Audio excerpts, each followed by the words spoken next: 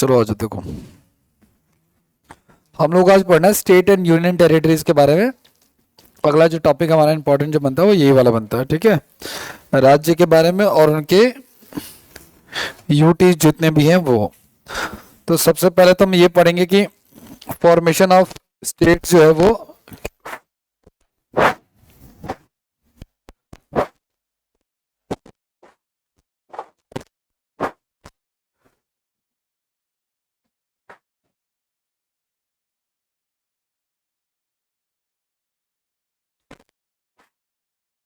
Formation of states के बारे में आ जाओ, देखते हैं क्या कहना चाह रहा है। सबसे पहले यूनियन टेरिटरीज के बारे में हमारे संविधान में जो है ना प्रोविजन है आर्टिकल 239 से। चूंकि तुम दिल्ली में रहते हो और सेंट्रल गवर्नमेंट का एग्जाम देते हो, एसएससी कैसी संस्था है, एक सेंट्रल गवर्नमेंट की। रेलवे कैसी है, सेंट्रल गवर्नमेंट की। तो आपको पता होना चाहिए कि यूटी में जो सबसे इंपॉर्टेंट आपके लिए जो क्वेश्चन जिससे आएगा ही आएगा वो दिल्ली है। दिल्ली से क्वेश्चन आता है। तो फिलहाल शुरुआत किससे होती है, आर्टिकल 239 से। इसमें एडमिनिस्ट्रेशन के बारे में लिखा हुआ है। किस चीज का administration, of federal territories. Federal territories को ही यूनियन टेरिटरी भी कहते हैं, एक ही बात है।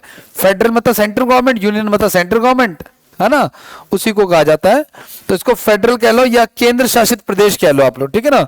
दूसरा article 239A guys, article 239A जो है कह रहा है कि जितने भी हमारे यूनियन टेरिटरीज हैं, केंद्र शासित प्रदेश हैं, वहां की जो स्थानीय विधायिका है और मंत्री परिषद है उसके बारे में क्या कहा गया वो चीज है, ठीक है ना। जैसे हर यूटी में नहीं होता ये सब, हर यूटी में क्या नहीं होता, लेजिस्लेशन नहीं होता। और हर यूटी में काउंसिल ऑफ मिनिस्टर भी दिल्ली में जैसे कि है, बट चंडीगढ़ में नहीं है, दमन एंड दीव में नहीं है ना, अंडमान निकोबार में नहीं है, इस तरीके से। आगे क्या कह रहा है आपका आर्टिकल 239AA गाइस, ये एग्जाम में आया हुआ है। आर्टिकल 239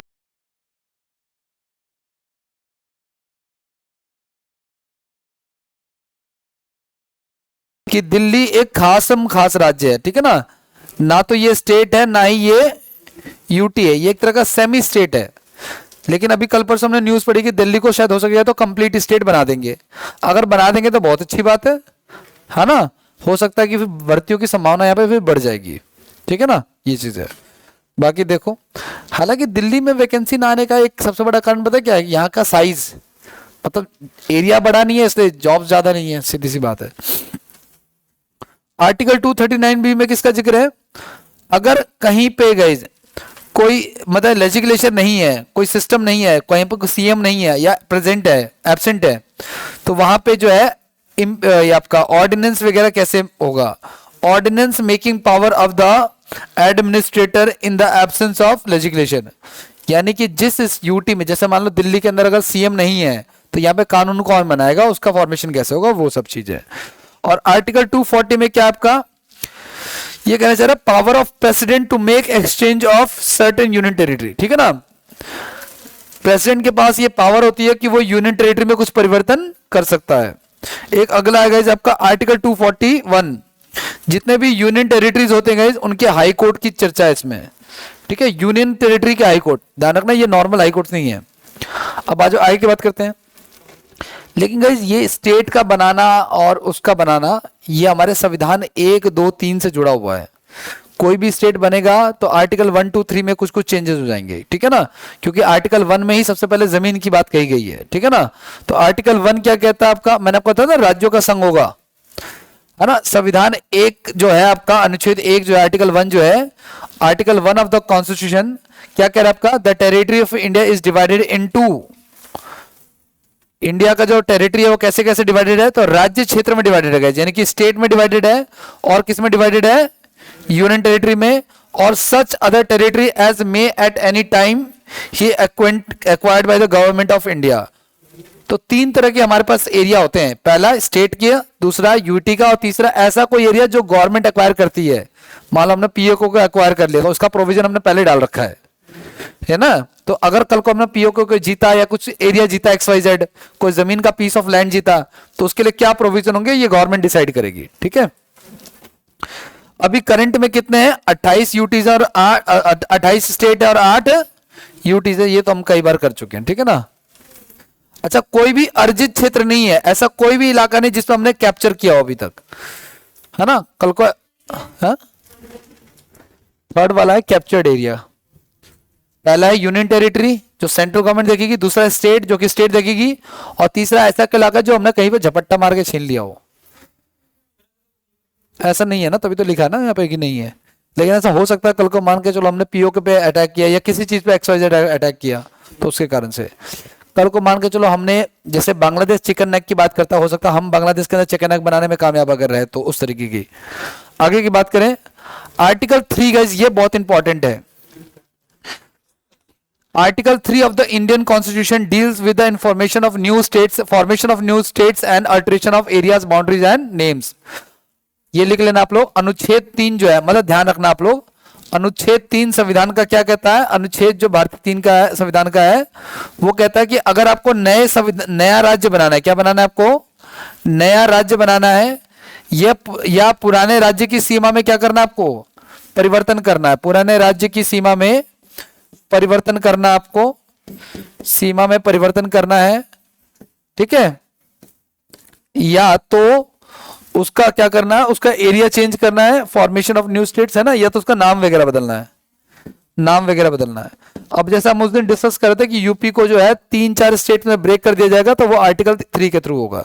तो जो भी नया स्टेट बनता है, कोई स्टेट मर्ज होता है, उसका नाम चेंज होता है, तो वो आर्टिकल 3 में जरूर चेंज होगा।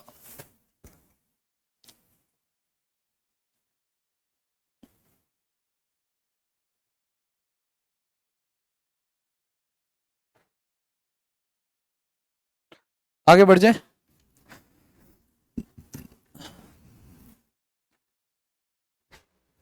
आ जाओ, अब बात करते हैं इसकी गई केंद्र शासित प्रदेश की, यूनियन टेरिटरीज की। वह क्षेत्र गई जो किसके अंडर में आता है, सेंट्रल गवर्नमेंट के डायरेक्ट कंट्रोल में आता है, ठीक है ना। The area which is under the direct control of central government, hence such states are also called the union territories. In this way these states are different from the federal systems, ठीक है ना।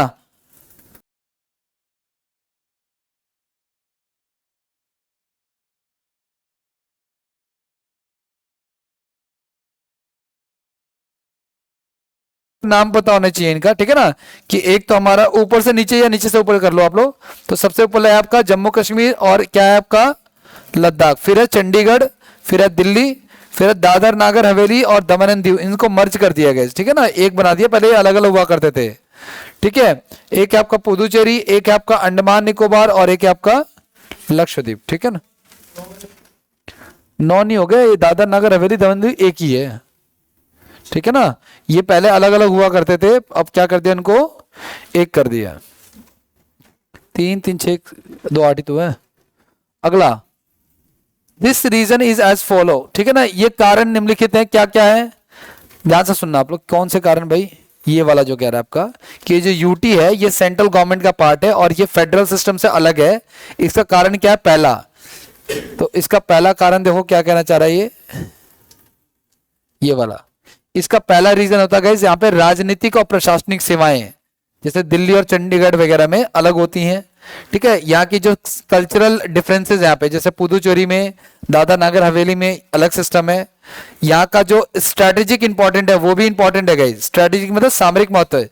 जैसे ये दूर है हमसे थोड़ा सा, तो इसका एक ना इसका क्या है, स्ट्रेटेजिक इंपॉर्टेंट है इसकी, ठीक है ना। तो ये अंडमान निकोबार द्वीप समूह इसके अंदर आते हैं। पिछड़े और अनुसूचित लोगों के लिए विशेष बर्ताव का देखभाल करने के लिए गाइस भी हम कुछ एरियाज को उस कैटेगरी में रखते हैं, जैसे मिजोरम हो गया, मणिपुर हो गया, त्रिपुरा हो गया, अरुणाचल प्रदेश हो गया, ठीक है। इनको बाद में, ये पहले यूटीज की कैटेगरी में हुआ करते थे, बाद में इनको क्या बना दिया गया, बाद में कंप्लीट स्टेट बना दिया गया, पूर्ण राज्य का दर्जा दिया गया, ठीक है ना। आगे नेक्स्ट की बात करते हैं, formation of union territories guys. Guys British काल में ही ना, ब्रिटिश टाइम पे ही 1874 में ही कुछ ऐसे डिस्ट्रिक्ट हुआ करते थे, some scheduled districts were created in, ठीक है ना, 1874 during the British rule. Later it came to known as chief commissionerate, है ना, कमिश्नरी कहते थे इसको पहले, ठीक है। ये जो आज यूटी कहते हैं इसको। 1956 में जब देश आजाद हुआ तो जो 7वां कॉन्स्टिट्यूशनल अमेंडमेंट हुआ गाइस, 7वां संविधान संशोधन हुआ, ठीक है ना, उसमें क्या हुआ, केंद्र शासित प्रदेशों के रूप में गठित किया गया और धीरे धीरे कुछ केंद्र शासित प्रदेशों को पूर्ण राज्य का दर्जा दिया गया। तो ये बात मैंने पहले ही बताई थी, एक बार आपको शायद याद हो या ना हो, हमने इसका डिस्कशन शायद किया था इस बैच में, कि जब कभी भी गवर्नमेंट को यूटी बनाती है तो कई सालों के बाद उसको वापस से स्टेट बना देती है। सेंट्रल गवर्नमेंट को उतना कोई लेना देना खास नहीं है। जैसे गोवा को फ्री कराया तो बना दिया, सिक्किम को पहले रखा फिर बना दिया, इस तरीके से चलता रहता। तो जैसे जम्मू कश्मीर को रख रखा है, हो सकता है कि 20 साल बाद 15 साल बाद ये जब कभी भी उनको ठीक लगेगा वो बना देंगे। ठीक है, ये चीजें। हिमाचल प्रदेश, मणिपुर, त्रिपुरा, मिजोरम, अरुणाचल प्रदेश और गोवा शुरुआत में क्या थे, सारे के सारे यूनियन टेरिटरी। हिमाचल प्रदेश भी क्या था, यूनियन टेरिटरी था। ठीक है, बाद में इसको क्या बना दिया गया, कंप्लीट स्टेट बना दिया गया। ठीक है ना, फुल फ्लेज स्टेट बना दिया गया। दूसरी ओर पुर्तगालियों के से लिए गए, पुर्तगाली से हमने क्या क्या लिया था, गोवा, दमन और दीव, दादर नगर हवेली, और फ्रांसीसियों से लिए गए क्षेत्र जैसे कि पुदुचेरी को यूनियन टेरिटरी बनाया गया। कोई भी ऐसी चीज गई जो हमने फ्री करवाई है या भारत में पहली बार जोड़ी है, उसको हमने, ये पहली बार स्टेट बनाया, उसको हमने पहले क्या बनाया, यूनियन टेरिटरी बनाया। क्यों बनाया, ताकि कुछ समय तक उस पर एडमिनिस्ट्रेशन अच्छे से रन हो सके, उसके बाद फिर वापस उसको फुल फ्लेज स्टेट बना दिया। जैसे जम्मू कश्मीर को 370 खत्म किया है तो वहां पे दिक्कत ना हो, इसलिए अभी इसको क्या बना रखा है, कुछ टाइम बाद जब सब कुछ नॉर्मल हो जाएगा, कंट्रोल में आ जाएगा, फिर वापस को क्या बना देंगे, स्टेट बना देंगे। ठीक है ना। अब ये फॉर्मेशन ईयर है गाइस आपका। ठीक है, तो अंडमान निकोबार जो यूटी बना गाइस वो बना 1956 में, ज्यादातर 1956 के ही हैं, 3 1956 के हैं। पहला अंडमान निकोबार है, दूसरा दिल्ली और तीसरा है लक्षद्वीप है। हाँ पूछते नहीं है लेकिन आपको ध्यान रखना, ये कभी मैंने देखा नहीं है। ज्यादातर आपके एग्जाम से पूछा जाएगा, स्टेट का पूछा जाएगा कि कौन सा स्टेट का फॉर्म हुआ, जैसे गुजरात का फॉर्म हुआ है ना, तेलंगाना का फॉर्म हुआ, स्टेट का ज्यादा आता है, यूटीज का कम आता है। ठीक है ना, लेकिन रीसेंट वालों का आपको ध्यान में रखना है, लद्दाख का फॉर्मेशन कब हुआ, 2019 में, और जम्मू कश्मीर का कब हुआ। ठीक है ना, ये चीज का। वैसे पेपर में क्या पूछेगा इसकी कोई गारंटी नहीं है। गाइस ध्यान से सुनना आप लोग, दिल्ली को ना उसके आसपास के इलाकों को गाइस एनसीटी बनाया गया, नेशनल कैपिटल टेरिटरी बनाया गया। ठीक है ना, और कब हुआ, 1992 में हुआ। ठीक है,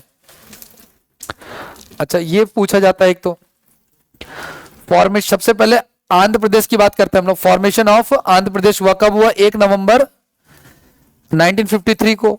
ठीक है ना, उसके बाद एक हुआ 1956 में हुआ guys state recognition of states. Guys ध्यान से सुनना आप लोग, एक ना बिल आया गाइज, राज्य पुनर्गठन आयोग। क्या था बिल का नाम, राज्य पुनर्गठन आयोग, राज्य पुनर्गठन आयोग। ठीक है ना, इसके आने के बाद ही जो है, इसकी स्टोरी आपको शायद पता होगी, मैं थोड़ी बहुत बातें आपको बता देता हूं, ध्यान से सुनना आप लोग।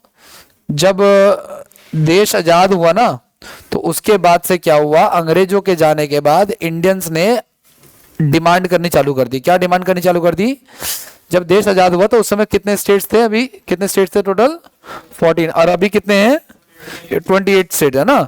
तो जब देश आजाद हो गया तो उसके बाद से ना डिमांड चालू हो गई कि नए नए स्टेट्स का फॉर्मेशन करना है, नए नए स्टेट्स को बनाना है। ठीक है, तो इसको लेकर के काफी ज्यादा जो है लोगों में ना हिंसक भावनाएं भी बढ़ी। ठीक है,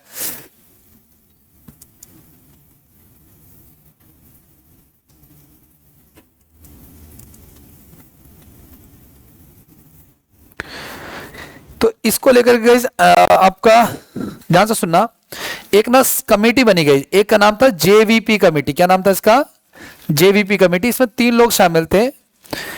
ठीक है ना, एक का नाम था जवाहरलाल नेहरू, जवाहरलाल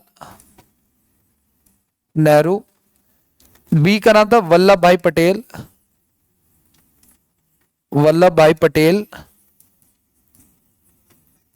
और पी का नाम था पट्टाभी सीतारमैया, पट्टाभी सीतारमैया। इनका काम क्या था, इनका काम यह बताना था गाइस कि स्टेट का जो फॉर्मेशन होगा, नए स्टेट जो बनेंगे वो किस बेसिस पर बनेंगे, मतलब वो भाषा के आधार पर बनेंगे या, है ना। तो स्टेट का फॉर्मेशन गाइस, किसका फॉर्मेशन, स्टेट का फॉर्मेशन, यानी कि राज्य पुनर्गठन जो है वो किस आधार पे होना चाहिए, वो प्रशासन के आधार पे होना चाहिए, यानी कि वो प्रशासन यानी कि एडमिनिस्ट्रेशन के आधार पे होना चाहिए, या वो भाषा के आधार पे होना चाहिए, इस तरीके से। ठीक है, उसको लेकर कमेटी बनी। तो पहली कमेटी बनी ठीक है ना, जेवीपी कमिटीज, ठीक है ना, कौन सी कमेटी बनी, जेवीपी कमेटी। इसके अलावा और भी कुछ कमेटियां बनी है, जैसे कि एक है आपका एस के धर कमेटी, कौन सी बनी, एस के धर कमेटी। और एक तीसरी बनी जिसका नाम था फजल अली कमेटी, कौन सी बनी, फजल अली कमेटी। अब ये जो 3 कमेटियां बनी ना, इसमें से इन 2 कमेटियों ने ये कहा कि कोई भी स्टेट का फॉर्मेशन जो है वो लैंग्वेज के बेसिस पे नहीं होना चाहिए। किस बेसिस पे नहीं होना चाहिए, भाषा के आधार पे। मतलब जब आप भाषा के आधार पर पहला राज्य बना दोगे ना, तो फिर हो सकेगा तो अगला स्टेट भी यही डिमांड करेगा, अगला भी यही करेगा, है ना। लोग घर के अंदर आपकी मनपसंद शादी के लिए इसलिए राजी नहीं होंगे क्योंकि आपके बाद आपके छोटा वाला भाई भी बगावत कर सकता है, समझ आप लोग। तो शुरुआत ना हो इस बात को रोका जाता है, इसलिए दबाव पहले वाले पे रहेगा, ये चीज है।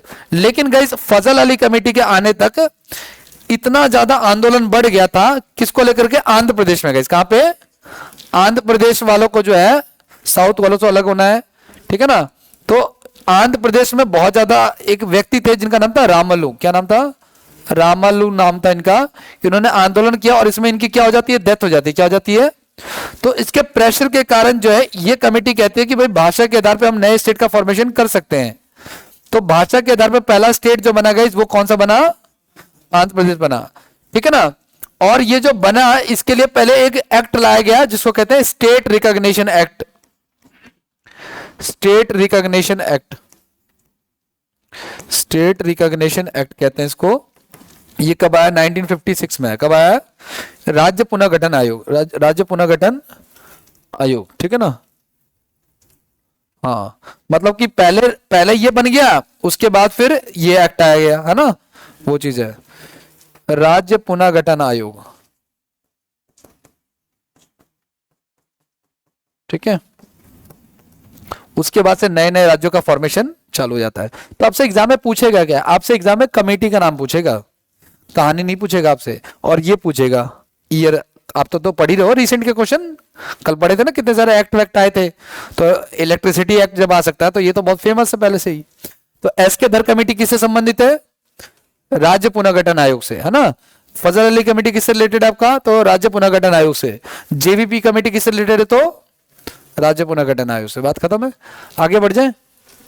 अच्छा, इसमें आगे बढ़ते हैं। और क्या आपका गाइस, जब ये आ गया एक्ट, उसके बाद से पहला स्टेट कौन सा बना, गुजरातियों ने कहा हमें किससे अलग कर दो, मराठियों से।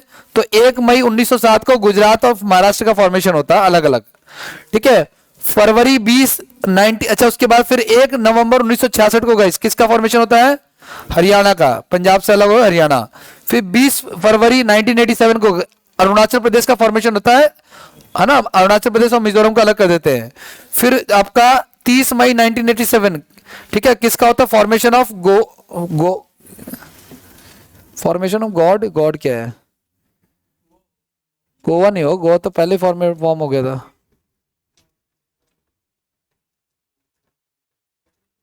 गोवा गोवा गोवा, चलो मैं भी बताता हूँ। मैं 30 मई 1900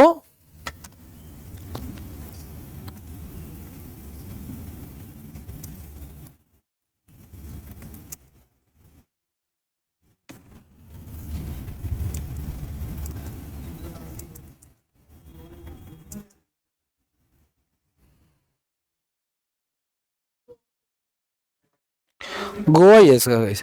गोवा ना स्टेट नहीं बना, इसको ना कंप्लीट स्टेट बना दिया गया।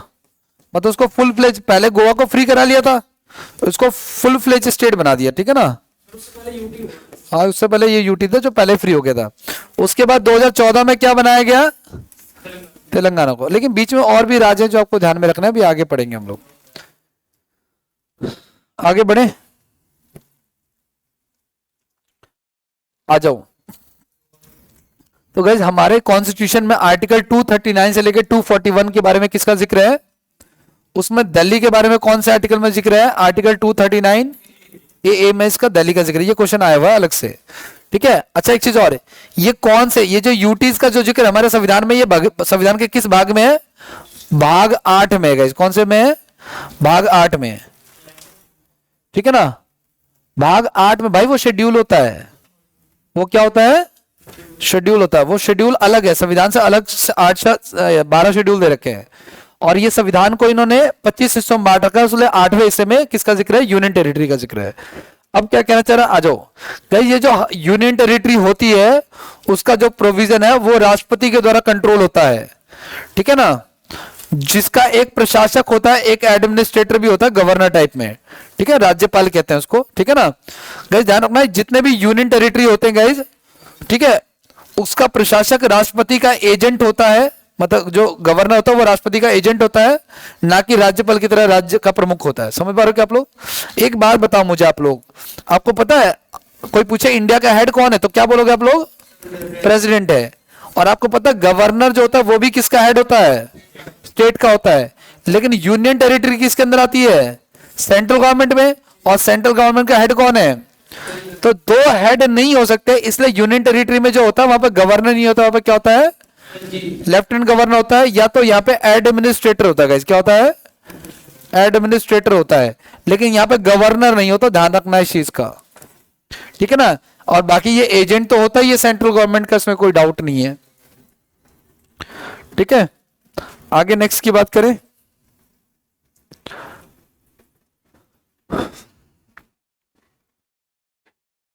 राष्ट्रपति किसी राज्य के राज्यपाल को राज्य से कटे केंद्र शासित प्रदेशों का प्रशासक नियुक्त कर सकता है। गाइस ध्यान से सुनना, राष्ट्रपति चाहे तो ना किसी स्टेट के राज्यपाल को भी ना यूटी का गवर्नर बना सकता है। मान के चलो दिल्ली जो है वो यूपी से लगी हुई है, तो यूपी के गवर्नर को कहा जाए कि आप दिल्ली के भी गवर्नर बन जाओ, ऐसा हो सकता है। ऐसी पावर करने की, ऐसी क्षमता किसके पास है करने की?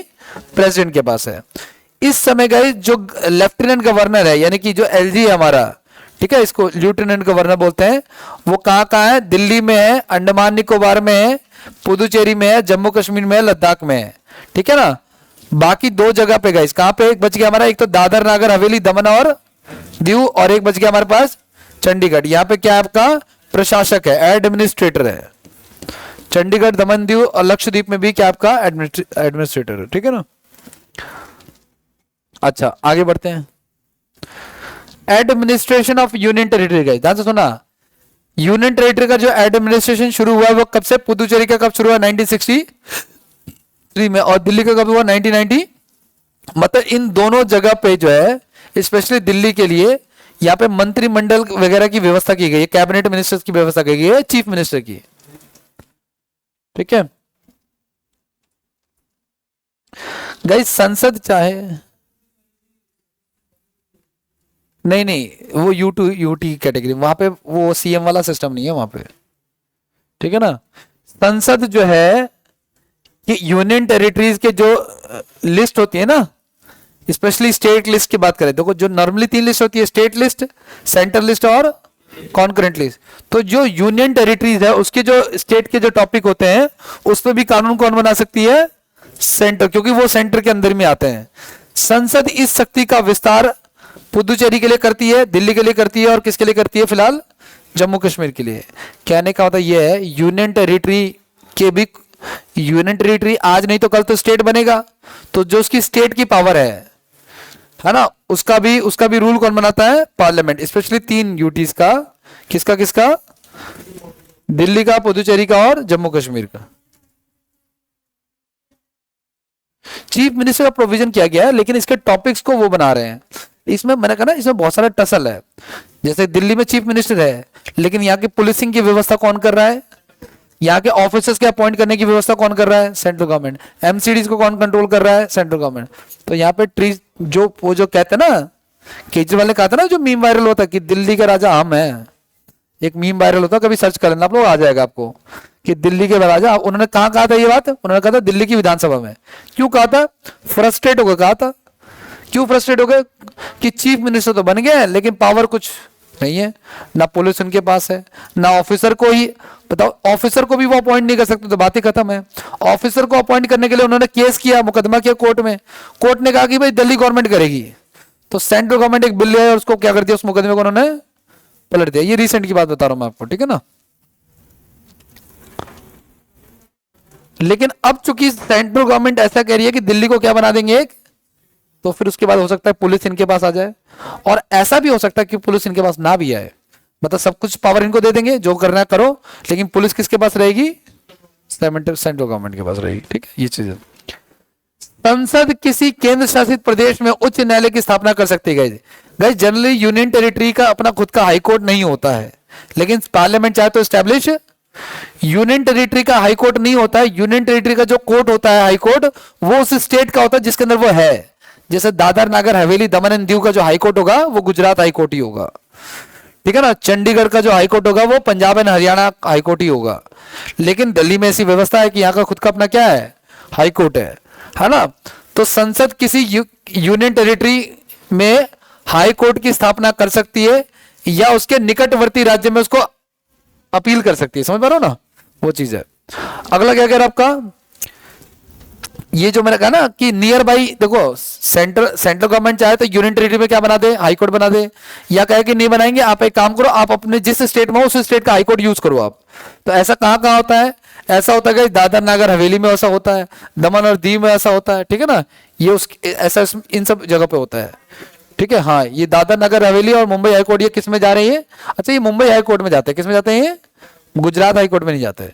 ठीक है, उसी तरीके से गाइस अंडमान और निकोबार द्वीप समूह, ठीक है ना, चंडीगढ़ और लक्षद्वीप पुदुचेरी क्रमशः, अंडमान निकोबार का कहां पे पड़ेगा? कोलकाता में। चंडीगढ़ का कहां पड़ेगा? ठीक है ना, और पुदुचेरी कहां पड़ेगा? केरल, सॉरी लक्षद्वीप का कहां पड़ेगा? ये इंपॉर्टेंट है, ध्यान रखना।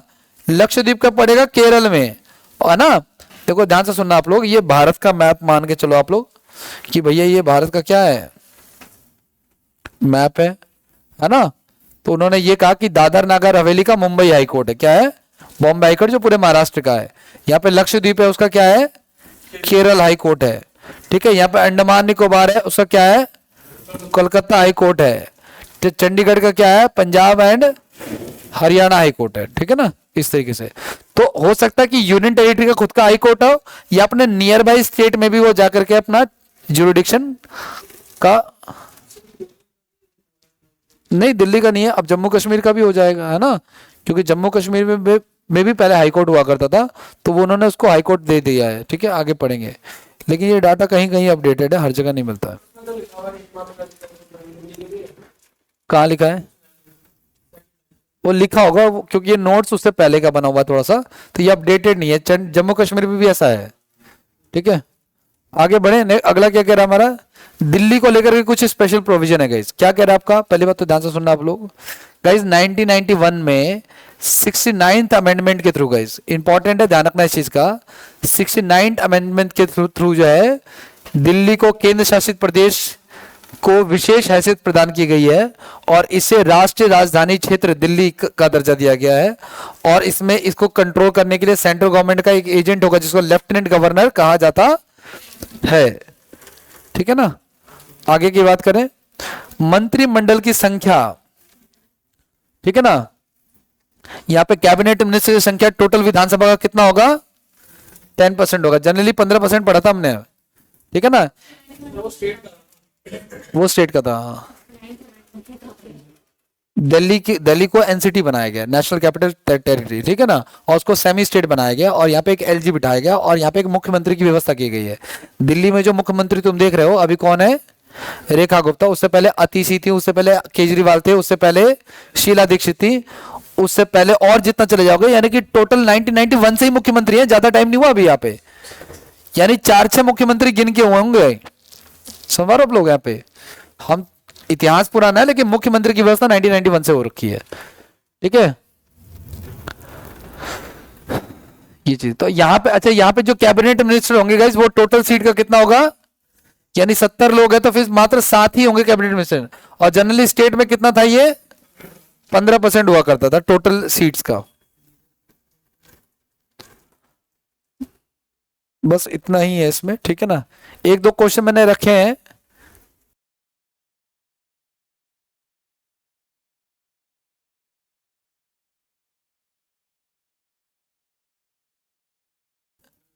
दो 2014 में हुआ है। ठीक है ना, 2 ही क्वेश्चन मैंने रखे हैं, अभी ज्यादा नहीं है, आगे करेंगे हम इसको।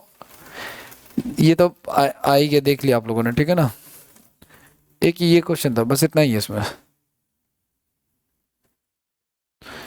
इसमें नया हेडिंग लिखो आप लोग, नया टॉपिक अप करते हैं, पंचायती राज सिस्टम। अच्छा, इसमें ना एक चीज और ऐड कर लेना बस आप लोग, कौन सा ईयर किस साल बना ना, वो चीज है।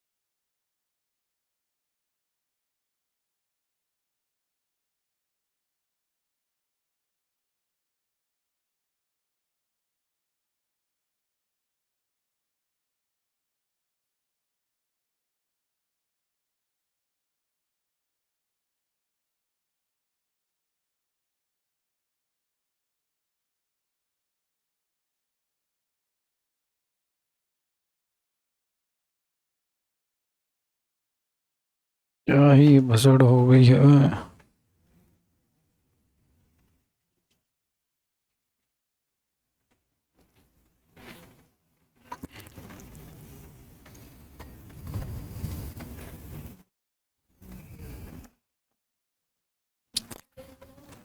हम्म।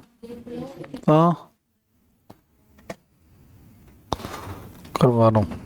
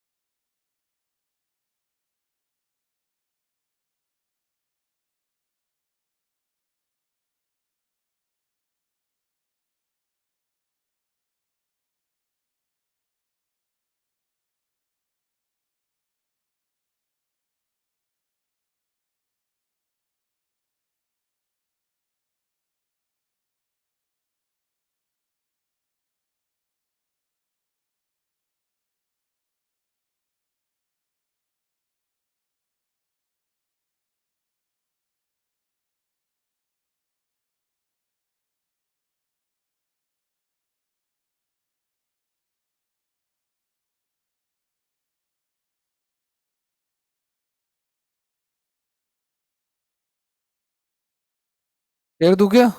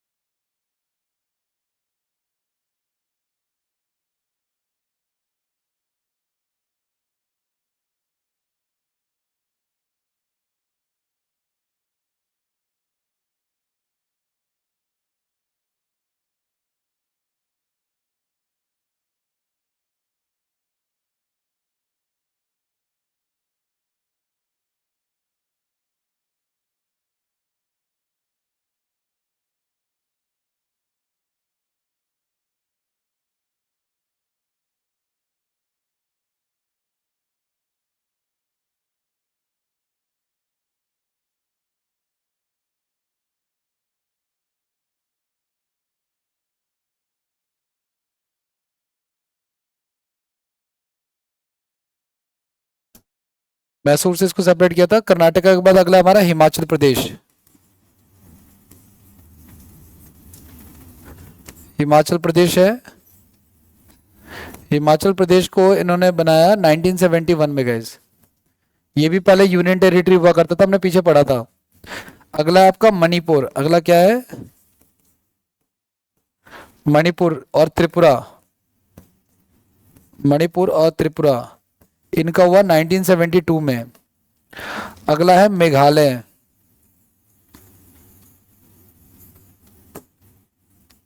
नाइनटीन 72 में गए। अगला है सिक्किम 1975 में। अगला है मिजोरम 1987 में। ठीक है, ज़्यादातर 1780s में हमने ये सब बनाए हैं। ठीक है,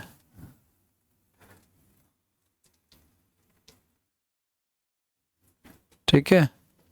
इसके बाद नेक्स्ट आता आपका एक वो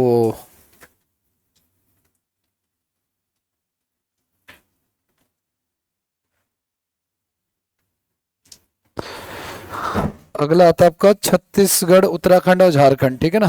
अच्छा, मिजोरम हो गया हमारा। मिजोरम के बाद एक दो और है। पहले अगला हमारा अरुणाचल प्रदेश।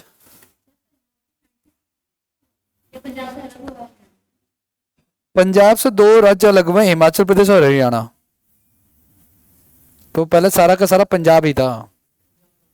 ठीक है ना, वो चीज। तो अगला हमारा अरुणाचल प्रदेश है।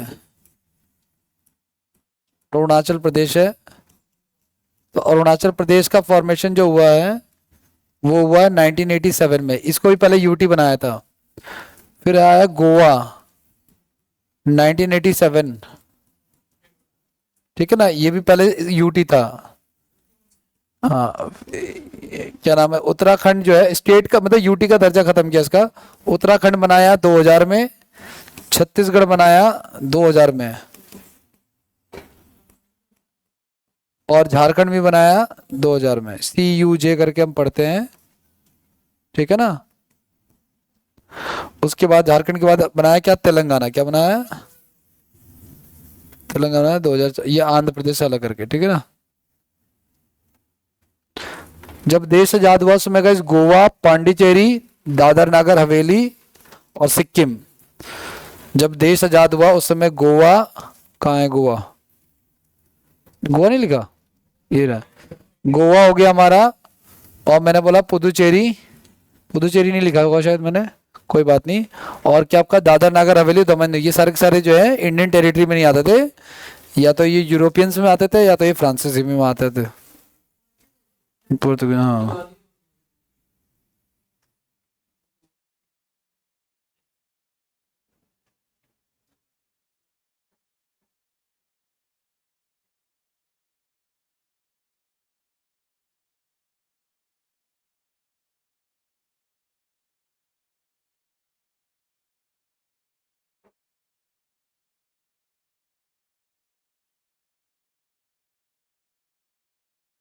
करें आगे बढ़े। तो सबसे इंपॉर्टेंट ये है जो पूछा जाता है एग्जाम में, सबसे ज्यादा क्वेश्चन इसी के पूछे हुए हैं। जैसे आप लोगों ने देखा ना, पहला क्वेश्चन वो तेलंगाना वाला पूछा था आंध्र प्रदेश से अलग करके। पहले तो आंध्र प्रदेश बना, फिर तेलंगाना बना, वो चीज है। नेक्स्ट हेडिंग लिखो आप लोग। एक तो हम पढ़ने वाले, एक तो हमने पढ़ा ये यूनियन टेरिटरीज के बारे में और स्टेट्स के बारे में।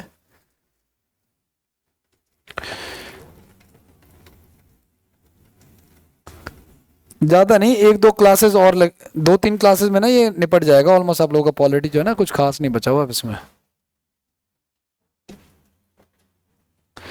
अगला हेडिंग लिख लो आप पंचायती राज सिस्टम के बारे में।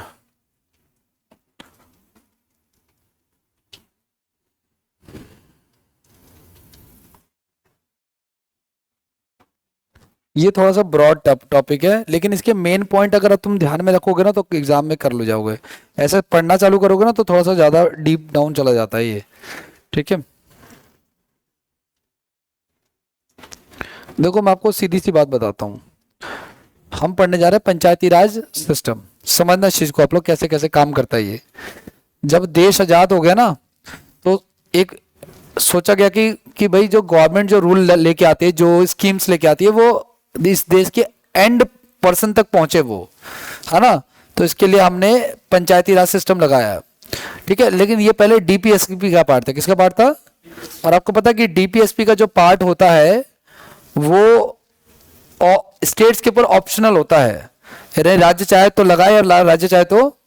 अब मान के चलो यूपी गवर्नमेंट के दिमाग में ये आया कि अगर मान लो मैं पंचायती सपोज करो यूपी में नहीं है और यूपी गवर्नमेंट को लगाना है, तो लगाने से पहले वो अपना फायदा नुकसान तो देखेंगे ना, वो चीज है, क्योंकि वो ऑप्शनल है।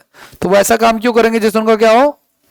तो मान लो यूपी गवर्नमेंट ने लगाया, स्टेट का वो किया, और मान लो वहां पे जो पंचायत के चुनाव हुए उसमें कांग्रेस जीत गई, बीजेपी, तो उनका नुकसान है। तो स्टार्टिंग में जब ये पंचायती राज सिस्टम लगाया गया तो डीपीएसपी का पार्ट था, यानी ये मैंडेटरी, इसलिए ये स्टार्टिंग में सक्सेस। इसको मोटिवेट करने के लिए पंडित जवाहरलाल नेहरू ने भी शुरुआत की थी नागौर डिस्ट्रिक्ट से, ठीक है ना।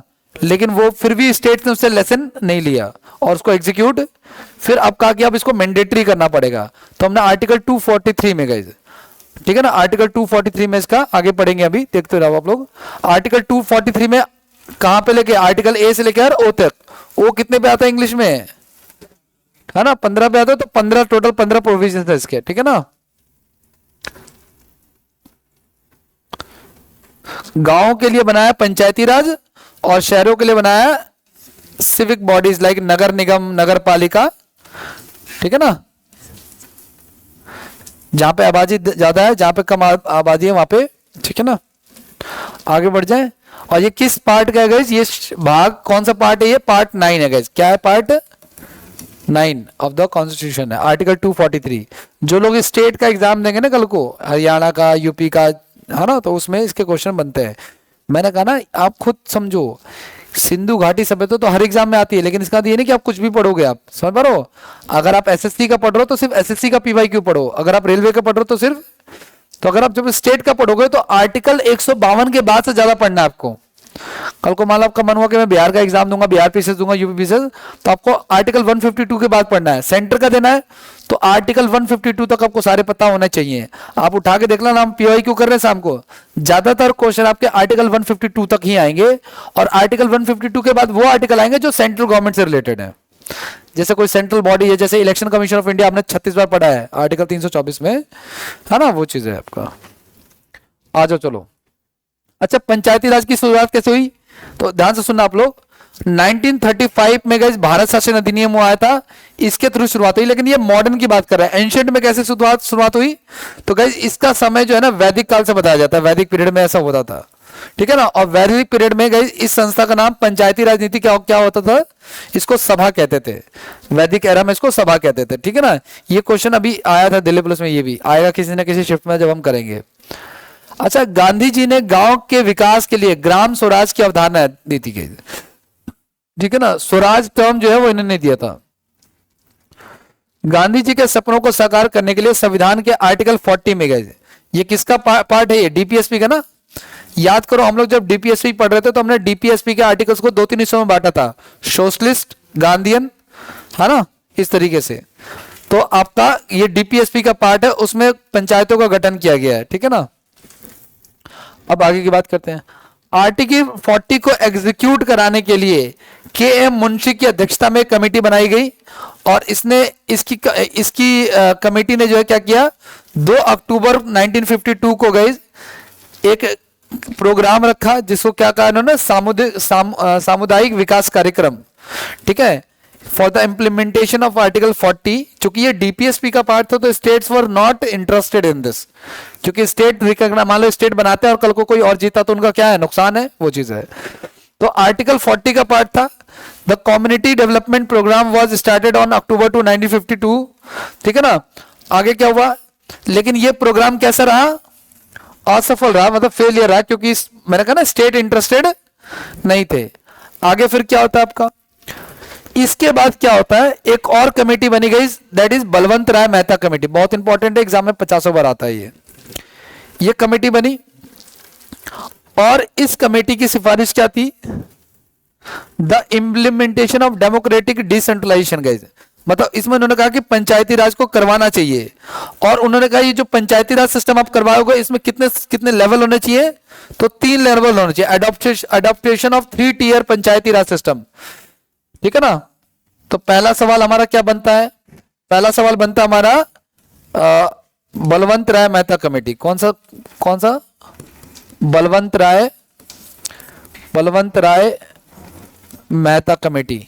कोई पूछेगा किससे रिलेटेड है, तो क्या कहोगे आप, पंचायती राज से रिलेटेड है। किससे रिलेटेड है, इन्होंने क्या रिकमेंड किया, इन्होंने कहा 3 टियर सिस्टम रिकमेंड किया, क्या, विलेज लेवल पे, ब्लॉक लेवल पे, डिस्ट्रिक्ट लेवल पे, ठीक है ना, 3 लेवल बताए इन्होंने। आगे नेक्स्ट, अच्छा ये इसका फॉर्मेशन हुआ था गाइस 1957 में, बलवंत राय मेहता कमेटी का फॉर्मेशन कब हुआ था, 1950, है ना। जो हेड ऑफ द कमेटी थे उनका नाम बलवंत राय मेहता था। आगे क्या होता है गाइस, ध्यान से सुनना आप लोग।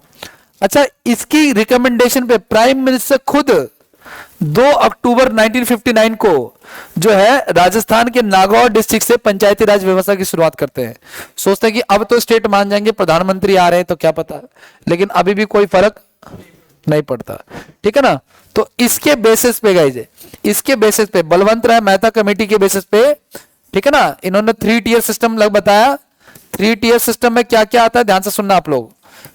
3 टियर सिस्टम में क्या क्या आता है आपका, एक आता ब्लॉक लेवल, एक आता विलेज लेवल पे, ठीक है ना, और बहुत सारे विलेज को मिला के क्या बनता है, ब्लॉक बनता है, और बहुत सारे ब्लॉक को बना के क्या बनता है, डिस्ट्रिक्ट बनता है, ठीक है ना। तो 3 टियर सिस्टम ये वाला था। इसके बेसिस पे, इसके रिकमेंडेशन पे जो प्रधानमंत्री थे उस समय के, पंडित जवाहरलाल नेहरू, उन्होंने 2 अक्टूबर को गए, कब 2 अक्टूबर कब 1959 को, 1959 को कहां पे, नागौर में गए, कहां पे, नागौर कहां पे, राजस्थान में। ये क्वेश्चन 500 बार आ चुका है एग्जाम में। पंचायती राज व्यवस्था की शुरुआत की, जनरली पंचायतों से रिलेटेड कोई भी चीज होती है ना वो नागौर से स्टार्ट होती है, ठीक है। आगे की बात करें, आगे की बात करते हैं, अगला क्या करें आपका। तो गाइस राजस्थान जो है पंचायती राज को लागू करने वाला पहला स्टेट बन गया 1950। इसके बाद दूसरा स्टेट एक और बना है ना, पंचायती राज को लागू करने वाला दूसरा स्टेट कौन सा बना, आंध्र प्रदेश, 11 अक्टूबर 1958, ये भी इंपॉर्टेंट है, ठीक है ना। सेकंड स्टेट, फर्स्ट स्टेट जो बना वो राजस्थान बना, सेकंड स्टेट जो बना वो आंध्र प्रदेश बना।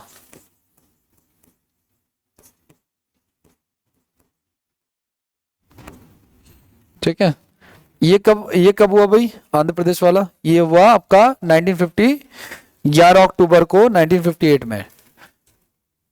ये 58 नहीं होगा, ये 68 होगा ये, क्योंकि एक साल बाद, एक साल पहले थोड़ी जाएगा ये। आगे बढ़े, चलो जो नेक्स्ट की बात करते हैं। और क्या हुआ इसके बाद, इसके बाद क्या हुआ गाइस, अब चूंकि अब देखो 1959 में पीएम ने किया, उसके 10 साल बाद एक और राज्य ने किया, अभी भी कोई असर। उसके बाद उन्होंने सेंट्रल गवर्नमेंट ने क्या कर दिया, इसको अमेंड कर दिया, ठीक है ना। और अमेंड करके इसको क्या बना दिया, एक अमेंडमेंट किया, कौन सा अमेंडमेंट, 73rd अमेंडमेंट गाइस, क्या किया, 73rd अमेंडमेंट किया, ठीक है। तो ध्यान रखना आप लोग, अगला जो इसमें स्टेप है हमारा वो है 73वां संविधान संशोधन। क्या है, 73वां संविधान संशोधन।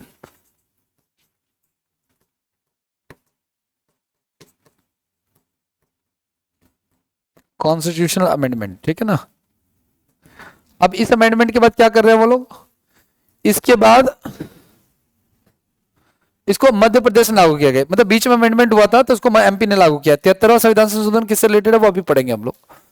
आगे देखो नेक्स्ट क्या कह रहा है आपका गाइस, ये जो पंचायती राज व्यवस्था है ना, इसके सुधार के लिए बहुत सारी कमेटियां बनाई गई हैं।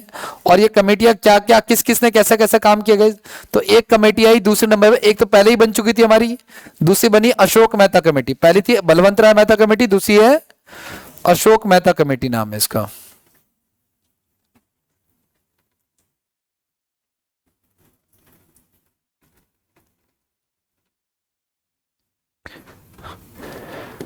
ठीक है, reforms for the Panchayati raj system. दूसरा है अशोक मेहता कमेटी, अशोक मेहता कमेटी,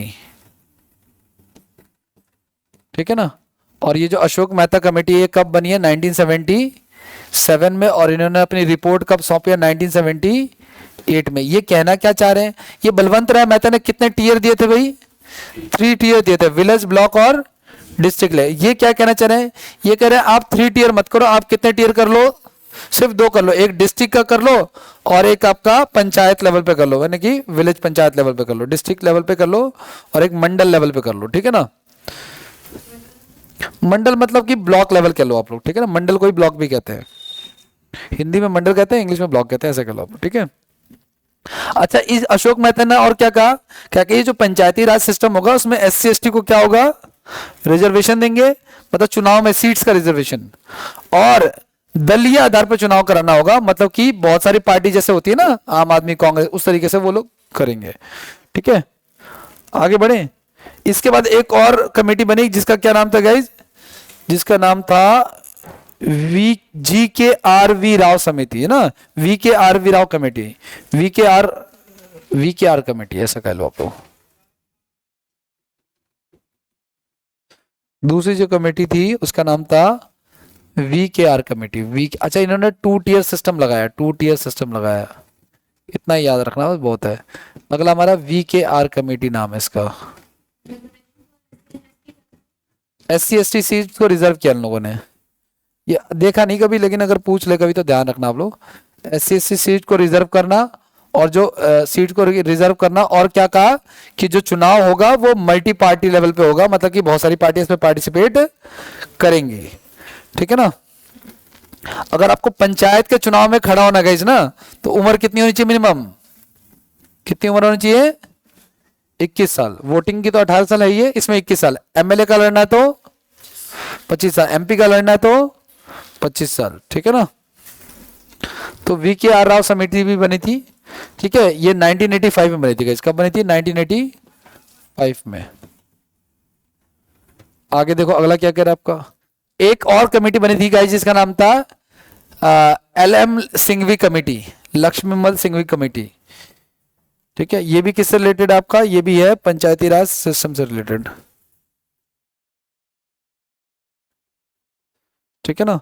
तो अगली है तीसरे नंबर पे हमारी LM सिंघवी कमेटी।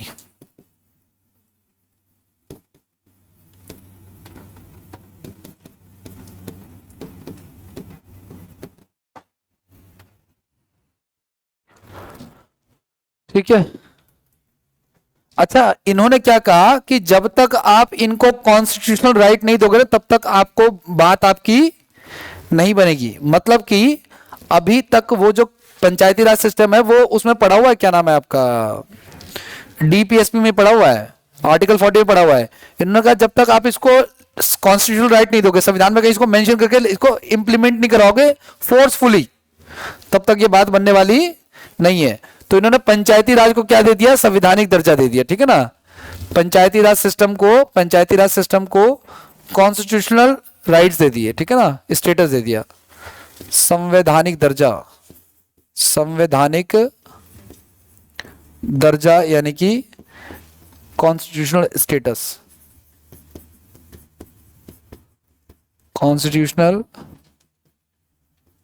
स्टेटस। ठीक है, आगे और क्या क्या आपका बाकी और कुछ खास नहीं। एक और कमेटी गई पीके थुंगन कमेटी, इन्होंने भी वही सेम चीज कही, संवैधानिक दर्जा देने वाली। ठीक है ना, 1988 में पीके थुंगन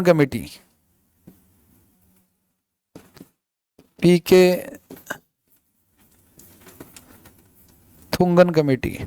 हम लोग शाम वाली क्लास में ना एक क्लास करेंगे जिसमें हम पढ़ेंगे इंपॉर्टेंट कमिटीज, उनके नाम और वो किस फील्ड से रिलेटेड है। जैसे आपसे एग्जाम में पूछेगा कि सरकारिया कमेटी, सरकारिया आयोग किससे रिलेटेड है ना, एसके दर कमेटी किससे रिलेटेड है, जेवीपी कमेटी किससे रिलेटेड है ना, ये बलवंत राय मेहता सबसे पॉपुलर है, किससे रिलेटेड है, अशोक मेहता, बलवंत राय मेहता, ये सारे आते हैं। ठीक है ना, ठीक है। इसके बाद आगे की बात करते हैं। अच्छा गाइस, पंचायती राज दिवस हम कब मनाते हैं, 24 अप्रैल को। ये भी ध्यान रखना आप लोग, ऐसा क्यों मनाते हैं उसका कारण क्या वो देख लो आप लोग। 1988 की है।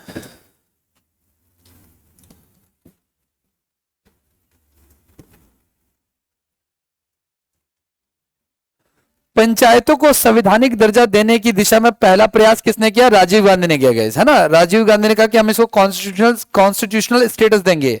और कौन सा अमेंडमेंट किया, 64th अमेंडमेंट किया 1980। क्या ये पास हो गया, नहीं, ये फेल हो गया।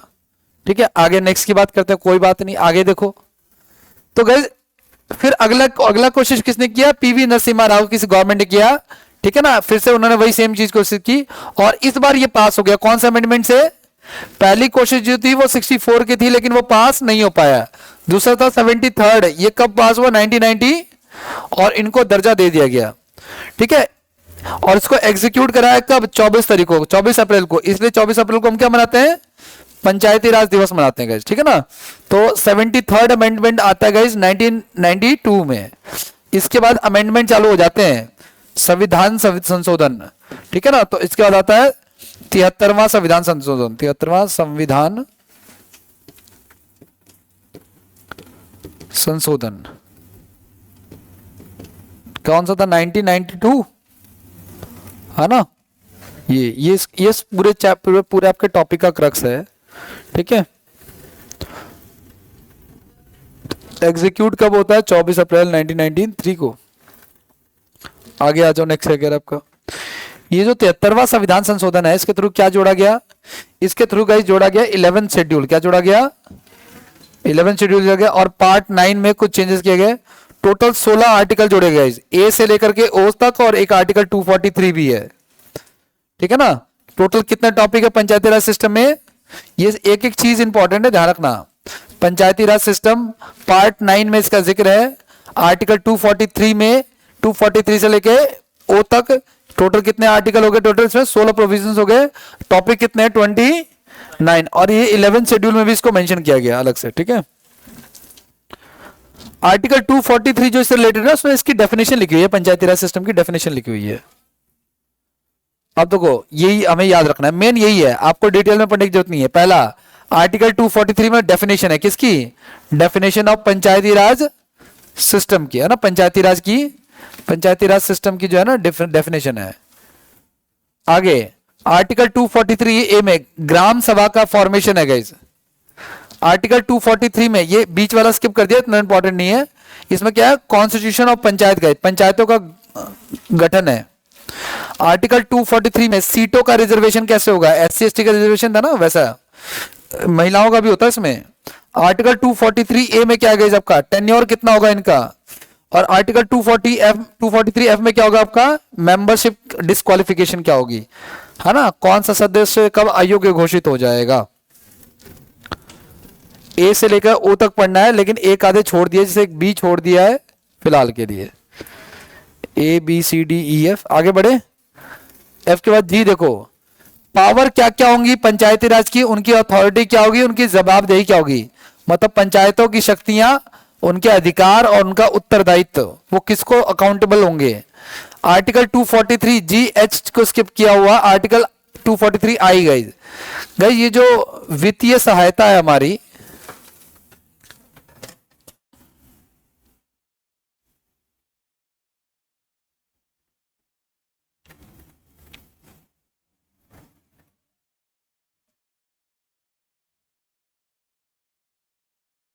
ध्यान से सुनना आप लोग।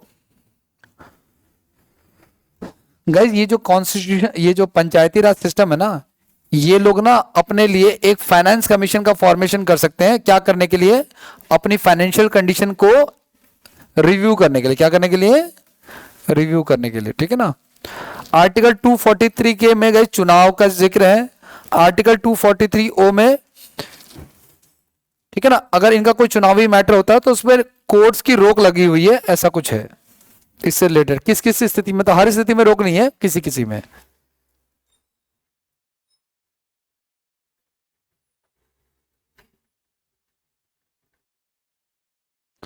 अब इन्हीं को पता है डिटेल में आगे एक्सप्लेन किया हुआ है, जैसे आर्टिकल 243 के बारे में आपने पढ़ा कि ग्राम सभा के बारे में है, ठीक है ना, तो ये ग्राम सभा के बारे में बताता है पंचायती राज सिस्टम का। It is a village level assembly. जो ग्राम सभाएं कैसी होती है, ग्राम लेवल पे यानी गांव के लेवल पे एक तरह की असेंबली होती है लोगों की, ठीक है, जिसमें कौन लोग इंक्लूडेड होते हैं, पंजीकृत मतदाता यानी कि रजिस्टर्ड वोटर होते हैं, ठीक है ना। आगे नेक्स्ट, इसी ग्राम पंचायत में गाइस मेनली एक तो होता है सरपंच, एक होता है उप सरपंच, और बाकी पंच होते हैं जो अदर होते हैं। ग्राम पंचायत की बैठक एक वर्ष में कम से कम 4 बार होना आवश्यक होता है गाइस, ठीक है ना, ये बात ध्यान रखना आप लोग।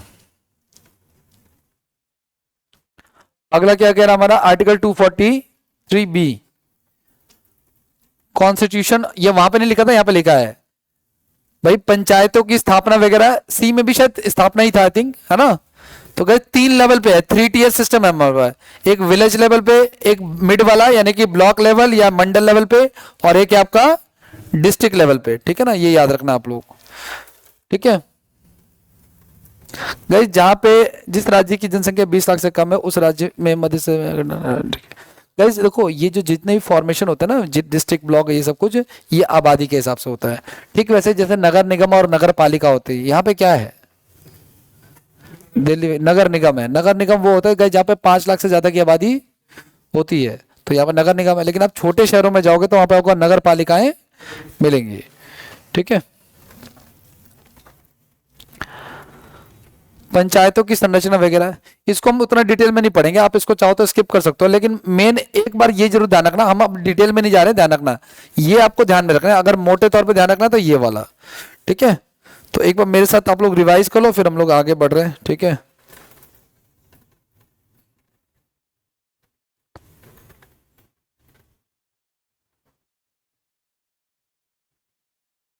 हम लोग पढ़ रहे हैं कि क्या चीज, हम पढ़ रहे हैं पंचायती राज सिस्टम के बारे में, है ना। पंचायती राज सिस्टम के बारे में सबसे पहले शुरुआत जो है वो किसने की, सबसे पहले तो एक पंडित जवाहरलाल नेहरू ने इसकी शुरुआत किया ना भाई, कहां से शुरुआत की, नागौर डिस्ट्रिक्ट से, ठीक है। और उसके बाद एक दूसरा राज्य भी बना जिसने इसको इंप्लीमेंट करवाया, है ना, 1968 में आंध्र प्रदेश, ठीक है। लेकिन बात बनी नहीं, उसके बाद बहुत सारी कमेटियां बननी चालू हो गई, एक और कमेटी भी बनी, है ना, पंडित जवाहरलाल नेहरू ने जो इंप्लीमेंट करवाया, that was on the recommendation of Balwant Rai Mehta committee, Balwant Rai Mehta committee की सलाह पर वो करवाया। आगे इसके बाद जो कमेटियां बनी उसमें से मेन आपका क्या है, आपका अशोक मेहता, यही एक तो ये आएगा एग्जाम में, एक ये आएगा और एक ये आएगा, बात खत्म है, ठीक है ना। 73rd अमेंडमेंट आएगा, ठीक है ना। तो ये 3 चीजें आएंगी एग्जाम में जो फ्रिक्वेंटली आएंगी आपकी, अशोक मेहता कमेटी, बलवंत राय मेहता कमेटी। और अशोक मेहता कमेटी ने कितनी रिकमेंडेशन करी थी, कितने लेवल पे, 2 लेवल पे। इन्होंने कितनी करी थी, 3 लेवल पे। अभी भी भारत में कितने पे एग्जीक्यूटेड है, 3 लेवल पे। जहां पे 20 लाख से कम आबादी है वहां पे है ना, वहां पे विलेज पंचायत 20 लाख 2 लाख होना चाहिए ये वैसे। 5 लाख से कम ज्यादा आबादी पे नगर निगम वगैरह होता है, वो नगर निगम के बारे में भी पढ़ेंगे हम लोग। ये हमारा फॉर्मेशन ऑफ म्युनिसिपैलिटीज, ठीक है ना। आर्टिकल 243 में इसका जिक्र है ना, किसका जिक्र है, पंचायती राज सिस्टम का। किसका, कहां पे जिक्र है, आर्टिकल 240, आर्टिकल 243 और प्लस में आर्टिकल 243 ए से लेकर के ओ तक, टोटल कितने हो गए, ठीक है। कितने टॉपिक इसमें कवर होते हैं, 29 कवर होते हैं, ठीक है। ये ध्यान रखना। 11th शेड्यूल है, ये भी इंपॉर्टेंट है ना, 11th शेड्यूल है, ये तो बहुत इंपॉर्टेंट है। 11 शेड्यूल है पार्ट 9 में भी, मतलब संविधान में भी है, शेड्यूल में भी है, दोनों जगह है। शेड्यूल संविधान में पार्ट 9 में है, आर्टिकल 243 में, और शेड्यूल में आपका 11वें अनुसूची में है। अगला, फॉर्मेशन ऑफ म्युनिसिपैलिटी गाइस। ये 3 प्रकार की होती है गाइस, ठीक है, 3 टाइप की होती हैं। एक होता है नगर पंचायत, एक होता है नगर पालिका, और एक होता है नगर, आबादी के हिसाब से होता है ये, ठीक है ना, ध्यान रखना चीज का आप लोग। 243, हाँ ये आगे क्या है, मतलब आगे उसी 243 में ही आगे म्युनिसिपैलिटी का जिक्र है। पहले पंचायती का जिक्र है, फिर म्युनिसिपैलिटी का जिक्र है, ठीक है ना। 243 भी रख सकते हो खाली, कोई दिक्कत नहीं है, ठीक है। अच्छा, ये जो नगर पंचायत है ना, इसका कहीं कहीं पे कुछ और नाम भी हो सकता है ना, मतलब किसी और नाम से भी परिवर्तित क्षेत्र के लिए यूज कर सकते हैं ये लोग, ठीक है। ये बहुत ही छोटे शहरों के लिए होता है, ठीक है।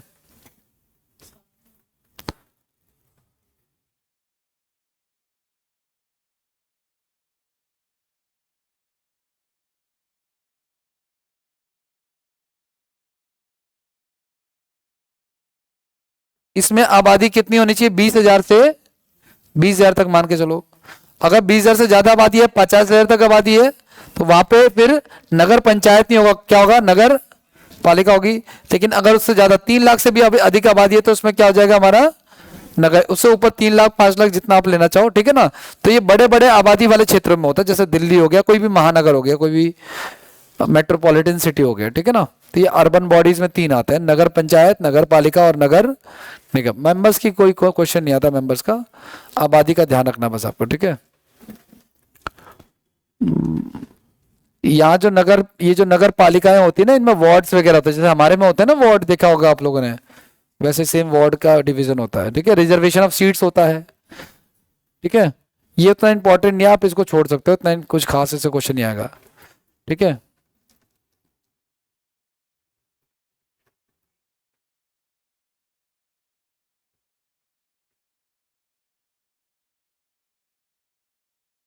ये एक और लिख लेना गाइस आप लोग, फाइनेंस कमीशन गाइस। कौन से आर्टिकल में, ये 243 वाई। लेकिन ये कौन सा फाइनेंस कमीशन है, वो 280 वाला नहीं, वो तो सेंट्रल गवर्नमेंट का फाइनेंस कमीशन है। फाइनेंस कमीशन देखो सुनो, पंचायतों का अपना है, म्युनिसिपैलिटीज का अपना है, और सेंट्रल गवर्नमेंट का अपना है। ये जो फाइनेंस कमीशन है, ये कौन किसका है, म्युनिसिपैलिटीज का है। इसका भी टेन्योर कितने साल का होता है, 5 साल का होता है, ठीक है ना। वो उनकी स्थिति को देखता है, जो नगर पालिकाएं होती है ना, जो म्युनिसिपैलिटीज वगैरह होती हैं, ये सब कुछ उनकी फाइनेंशियल कंडीशन को देखता है, ठीक है। अच्छा, ये वाला भी इंपॉर्टेंट है गाइस, एक ये याद रखना, संविधान का जो भाग 10 है, यानी कि पार्ट 10 है, कौन सा आर्टिकल 244, ये राष्ट्रपति द्वारा अनुसूचित क्षेत्रों और अनुसूचित जनजाति क्षेत्रों की घोषणा करता है। मतलब कि शेड्यूल ट्राइब्स वाले जो इलाके होते हैं, शेड्यूल कास्ट और शेड्यूल ट्राइब्स के इलाके, उनका एडमिनिस्ट्रेशन ठीक कौन करता है। इंडिया में कुछ ऐसी भी जगह है जहां ना तो नगर निगम है, ना ही नगर पालिका है, वहां पे सीधे सीधे क्या चलता है, वहां पे ST रिजर्व एरिया चलता है। कौन से आर्टिकल के थ्रू, आर्टिकल 240। और उसको कौन कंट्रोल करता है, राष्ट्रपति कंट्रोल करता है। ऐसे बहुत सारे इलाके हैं।